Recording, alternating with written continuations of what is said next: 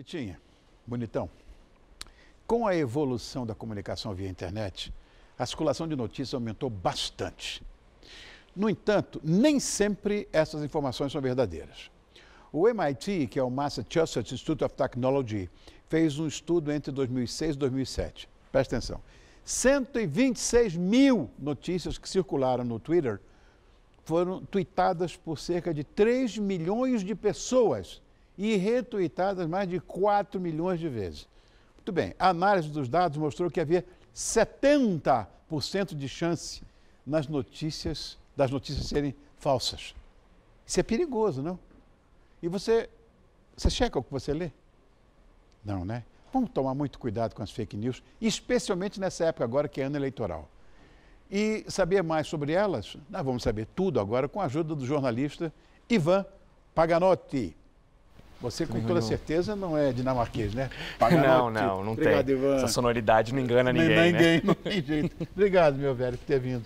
Eu ando muito assustado com isso. Eu estava comentando, não vou dizer quem, mas uma pessoa muito chegada a mim que manda cada notícia. Eu digo, bicho, isso não pode ser verdade. Como é que você acredita nisso? Enfim, eu acho que, sabe o que acontece? Eu acho que as fake news têm um poder suficiente para influenciar tudo.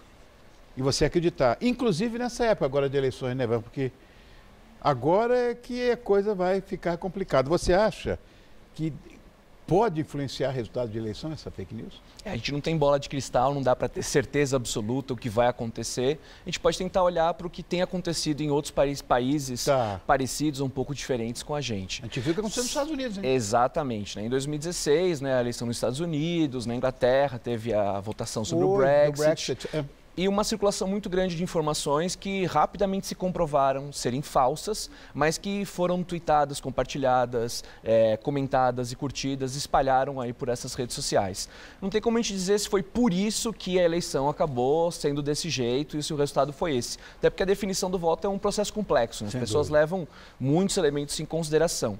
Mas, sem dúvida nenhuma, esse é um fator. E quando a gente toma uma decisão tão importante, seja o que a gente vai fazer no nosso dia a dia, ou num caso como esse, que tem um impacto coletivo, quem vai ser a nossa liderança, quem vão ser os nossos representantes eleitos. E a gente baseia essa informação em uma informação que não é verdadeira, não é comprovada, que tem um interesse por trás, isso pode levar a resultados bastante problemáticos. A gente pode acabar tomando uma decisão que posteriormente vai se mostrar prejudicial ou decepcionante.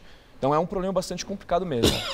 Perdão, você acha que existem tipos de mensagens que são mais, vamos dizer, factíveis? Existe tipo de notícias falsas?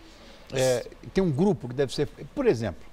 A gente pode identificar as notícias falsas mais tradicionais, são aquelas que tentam imitar a linguagem jornalística para se propagar e elas quase que sequestram a nossa credibilidade do jornalismo, porque uma grande parte do público confia no veículo jornalístico, na linguagem jornalística, no estilo jornalístico de objetividade, e se você escreve um texto ou faz uma produção, um áudio, um vídeo que simula a estrutura, que parece ser jornalístico, algumas pessoas podem acabar achando que foi feito com a credibilidade, com a confiança do trabalho de um jornalista. E nem sempre isso acaba, às vezes, se concretizando. Então, esse é um perigo bastante grande, né? Mas, Ivan, os caras imitam a voz do jornalista, a voz. Pois é.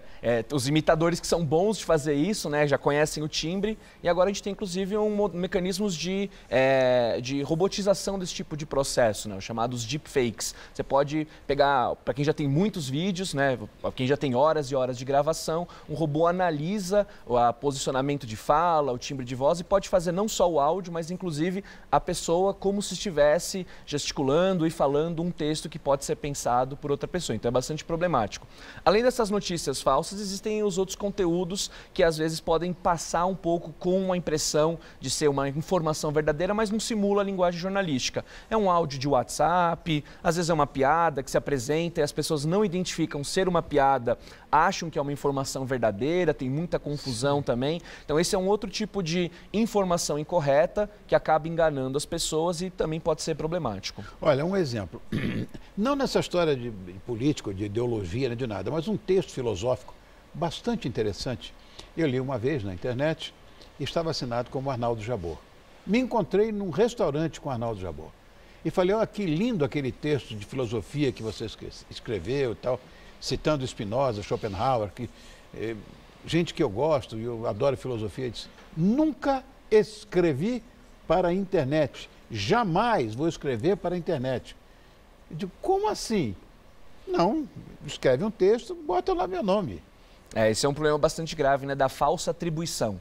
Então, alguém escreve, ou esse texto era de um outro autor, só que pode ser um autor não muito conhecido, a pessoa quer que esse conteúdo viralize, então ele coloca um autor que é conhecido, como Arnaldo Jabor, muitas pessoas leem, conhecem, gostam do conteúdo dele, para tentar pegar um pouco da credibilidade desse autor e ajudar esse conteúdo a ser propagado. Às vezes é um conteúdo, inclusive, que a pessoa não concorda. Mas né? é uma coisa assim, era um texto que eventualmente todo mundo concordaria, porque não tinha nenhum viés político, ideológico, nada. Era um texto filosófico, bonito de se ler. E o cara disse que nunca escreveu aquilo. Pois é. Enfim. Que nos leva a pensar por que a pessoa cria uma notícia falsa como essa, né? Qual que é a motivação desse tipo de pessoa, claro, né? Para fazer um conteúdo assim. E assim. dá para identificar, Ivan, uma notícia falsa? Sim, a gente tem alguns De que recursos. maneira? Vai. Tem algumas formas, algumas dicas para a gente tentar identificar as notícias falsas que são mais frequentes, né, de serem apresentadas, que a gente pode tentar apresentar para o público. Primeira dica que a gente pode apresentar é a preocupação com a autoria. Qual é a fonte, então, em que veículos foi circulado? Se é um site na internet, será que o leitor conhece esse site? Esse é um site reconhecido ou ele tem uma má fama de propagar conteúdo incorreto? Tem muitos sites que às vezes tentam se fingir, pega um nome de um veículo de comunicação que é reconhecido, muda uma palavra ou outra, tenta enganar o público, às vezes para sequestrar, para pegar um pouco dessa impressão e dessa credibilidade. Às vezes os textos não têm autoria bem identificada, o texto é apresentado anonimamente, não tem aí um autor claro, então ninguém se responsabiliza, na verdade, por essa informação. Essa é uma primeira dica importante, se preocupar com a autoria. Um outro elemento importante é dar uma olhada na data. Em que momento isso foi apresentado? Esse texto foi apresentado recentemente. Você pode colocar, por exemplo, hoje uma informação, está aqui atrás, inclusive, da gente, uma informação, por exemplo, de que a inflação no Brasil está em 10 pontos percentuais ao ano, mas se você for olhar, essa é uma notícia de 4 anos atrás. Ou então dizer que o desemprego está no nível mais baixo da nossa história, mas é uma notícia de 15 anos atrás. Então, não é uma notícia incorreta, só que o tempo da sua divulgação não está muito correto. Então, isso pode tentar enganar as pessoas também, quem não clicar, quem não for acompanhar de forma mais atenta. Um outro elemento importante é a gente perceber também o tom do texto. Será que esse texto está realmente querendo dizer essas informações? Ele não está usando de ironia? Será que não é uma piada? Existem muitos sites que fazem um conteúdo que parece ser jornalismo, mas para fazer piada. E explicitamente deixam claro, dão alguns sinais de que essa informação não é verdadeira. Então, a gente tem que tomar um pouco de atenção também, às vezes, de não ser enganado quando não há uma intenção de enganar, quando eles estão tentando apresentar essas informações como piadas. Então, esses são alguns dos recursos, né? Vale a pena a gente também pensar, quando a gente recebe uma informação, se ela não se encaixa muito bem nos nossos preconceitos, nas nossas visões de mundo, se esse texto não quer simplesmente confirmar a informação que a gente já acredita. Então esse é um elemento também para a gente levar a atenção e falar, poxa, talvez eu precise contestar, procurar uma outra perspectiva que desafie, que não simplesmente reforce aquilo que eu já acreditava ser verdade. O que nós podemos fazer para melhorar essa educação digital dessas pessoas? Existem muitas iniciativas para tentar combater as notícias falsas. Eu tanto acredito que a educação para a mídia, ou seja, as pessoas aprenderem a usar os meios de comunicação, é um elemento importante, que é eu até desenvolvi um site junto com um professor daqui da Casper Libero, um professor da PUC de São Paulo, que chama Vaza Falciani, e a ideia é divulgar conteúdo que as pessoas possam acessar e aprender vídeos, textos, testes, para elas conseguirem identificar, como eu já apresentei, essas dicas de o que é um conteúdo falso e também aprender a identificar o que é o jornalismo bem feito, o que é o conteúdo de qualidade. Mas muitas vezes as pessoas, embora tenham, como você falou, essa credibilidade no jornalismo ortodoxo, tradicional, uma notícia de WhatsApp, uma notícia de, sei lá, que chega por uma rede social, as pessoas acreditam piamente naquilo, tem mais credibilidade do que se fosse um texto mesmo do jornalismo tradicional, convencional. Esse é um elemento para a gente, talvez, identificar que essa preocupação com as notícias falsas, com as fake news, são também uma oportunidade para a gente parar para pensar do que é informação de qualidade. A gente agora está no desespero, está nessa histeria claro. Meu Deus, o que está acontecendo? A gente não pode confiar mais em nada, todos os meios de comunicação, o que acontece. Vale a pena a gente lembrar que existem alguns critérios de objetividade, critérios de verificação da informação, critérios de equilíbrio, mostrar perspectivas diferentes, que o bom jornalismo tenta apresentar, dar espaço para o contraditório, consultar o outro lado. Então, acho que essa é uma oportunidade também para a gente mostrar para uma parte do público que talvez não teve ainda esse contato com o jornalismo tradicional, ou mesmo na sua formação, infelizmente são poucas as escolas no Brasil que discutem educação para a mídia ou inserem esse tema dentro do seu currículo. Essa é uma oportunidade agora para a gente começar a discutir também esses temas, não só para a gente fugir das informações que não são boas, mas para a gente também separar e reconhecer as informações que são equilibradas, que são ponderadas e que merecem ser discutidas. Por outro lado, você acha que criação de leis que pudessem eventualmente punir os autores dessas fake news?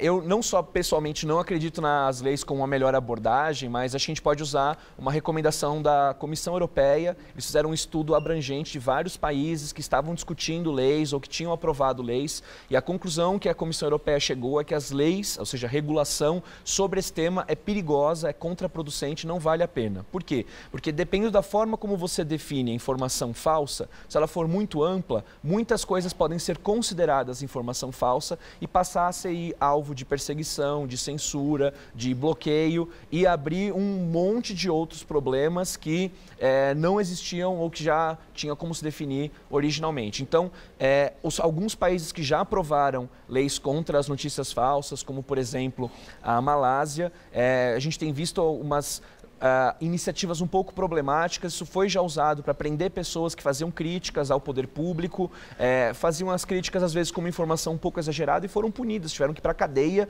por causa de opinião e de informação que não era mais precisa. Mas então, havia como se identificar, né? Sim, foram identificadas, inclusive por isso acabaram sendo presas num cenário como esse. Mas é problemático a gente não definir muito bem esse conceito, porque isso pode abrir muita confusão. No ano passado a gente chegou, na reforma política aqui no Brasil, a aprovar uma emenda no Congresso tentando regular discurso de ódio, ofensa e informação falsa durante o período eleitoral. Felizmente foi vetado pela presidência, a lei acabou nos colocando porque os próprios legisladores perceberam, pela pressão social, de que isso poderia ser uma oportunidade muito grande para a censura, em particular nesse momento quando a gente precisa ter acesso à informação, de qualquer pessoa poderia simplesmente reclamar, denunciar, falar não gostei desse conteúdo, achei ofensivo, acho que incita ao ódio, ou essa informação não está completa, não está verdadeira, e isso teria que ser removido da internet automaticamente. Então é bastante problemático seguir o caminho da regulação. Acho que o caminho da educação, as pessoas poderem ponderar melhor as informações, seria uma abordagem muito mais produtiva.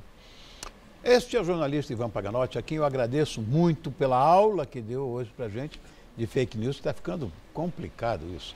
Obrigado, Ivan. Obrigado, Volte mais vezes. Obrigado, agradeço. Obrigado, eu.